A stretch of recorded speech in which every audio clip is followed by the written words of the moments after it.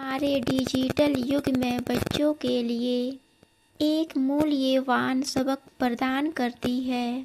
यह वास्तविक सामाजिक संपर्क के साथ प्रौद्योगिकी के उपयोग को संतुलित करने के महत्व पर जोर देती है।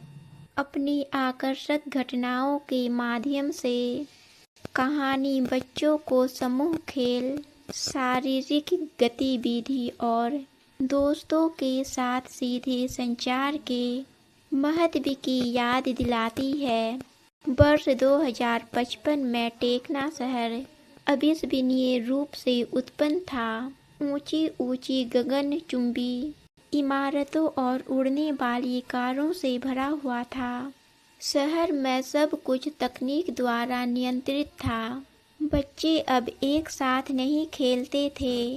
वे अपना सारा समय स्क्रीन और वीडियो गेम के सामने बिताते थे। ब्रेक के दौरान भी प्रत्येक बच्चा अपने हाथ में एक डिवाइस पकड़ता था और अकेले बैठता था।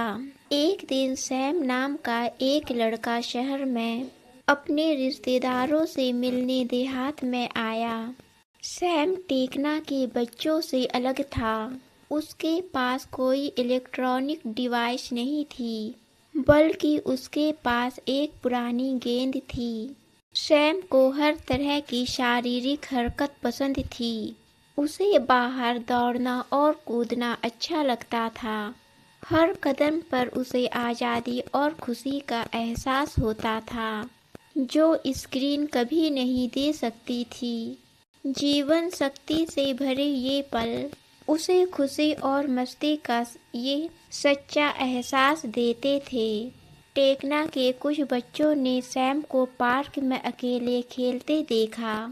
वह आज़ादी से दौड़ता और जोर से हंसता, गेंद को हवा में उछालता, किसी भी स्क्रीन या डिवाइस से बिल्कुल बेपरवाह। उन्हें वह जो कर रहा था वह अजीब लग रहा था, लेकिन वह वास्तव में खुश था। वे उसके पास गए और पूछा, तुम क्या कर रहे हो? तुम्हारे पास फ़ोन क्यों नहीं है? या तुम कोई वीडियो गेम क्यों नहीं खेलते? सैम ने मुस्कुराते हुए कहा, मैं असली गेम खेल रहा हूँ। असली मज़ा दोस्तों के साथ बाहर होता है, आभासी दुनिया में नहीं। आओ और मेरे साथ जुड़ो, इसे आजमाओ। पहले तो बच्चे झिझक रहे थे। उन्हें नहीं पता था कि स्क्रीन के बाहर कैसे खेलना है। वे शारीरिक गतिविधि और समूह मज़ा का आनंद भूल गए थे, लेकिन जिज्ञासा से उन्होंने इसे आजमाने का फैसला किया। सैम ने उसे कुछ बॉल गेम सिखाना शुरू किया। उसके बाद रस्साकशी, छुप छुप कर खेलना, हाथ स्कॉच और कई तरह के टीम गेम जिनमें उपयोग और गतिविधि की आवश्यकता होती है। बच्चों ने इन खेलों का भरपूर आनंद लिया। धीरे धीरे और बच्चे इसमें शामिल हो गए।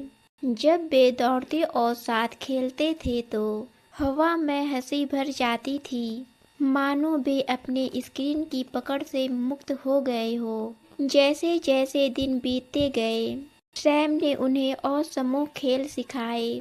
बच्चों को ऊर्जा और जीवंतता का एक उछाल महसूस हुआ जो उन्होंने पहले कभी अनुभव नहीं किया था।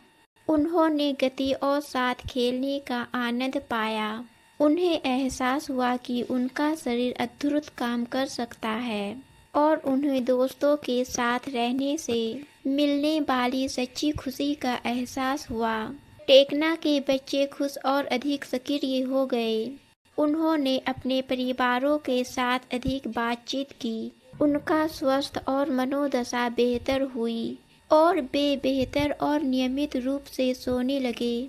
उनके माता पिता एक सकारात्मक सोच से खुश थे और उन्होंने इन नई गतिविधियों का समर्थन करने का फैसला किया।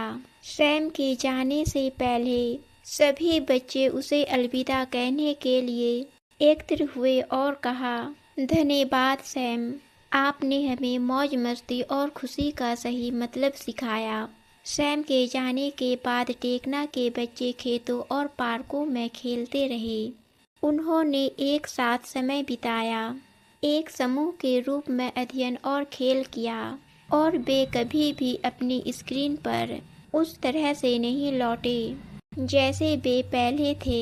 उन्हें एहसास हुआ कि सच्ची खुशी तकनीक या स्मार्टफोन में नहीं, बल्कि वास्तविक खेल, मानवीय संपर्क और दूसरों के साथ खुशी साझा करने में मिलती है। और इस तरह टेकना शहर में खुशी लौट आई और बच्चे अधिक ऊर्जावान, जीवंत और खुश हो गए। उस दिन से उन्होंने सीखा कि जबकि तकनीक जीवन का एक बहुत महत्वपूर्ण हिस्सा है, यह कभी भी दोस्तों के साथ वास्तविक खेल के आनंद की जगह नहीं ले सकती। कहानी का नैतिक: सच्ची खुशी तकनीक या आभासी दुनिया से नहीं आती, बल्कि मानवीय संपर्क और समूह गतिविधियों से आती है, जो वास्तविक जीवन में दोस्तों को एक साथ लाती है। वास्तविक आउटडोर खेल और शारीरिक गतिविधियों में भागीदारी खुशी और जीवंतता लाती है, जो तकनीक प्रदान नहीं कर सकती। हमेशा याद रखना चाहिए कि तकनीकी उन्नति और सामाजिक संपर्क के बीच संतुलन एक खुशहाल और स्वस्थ जीवन की कुंजी है।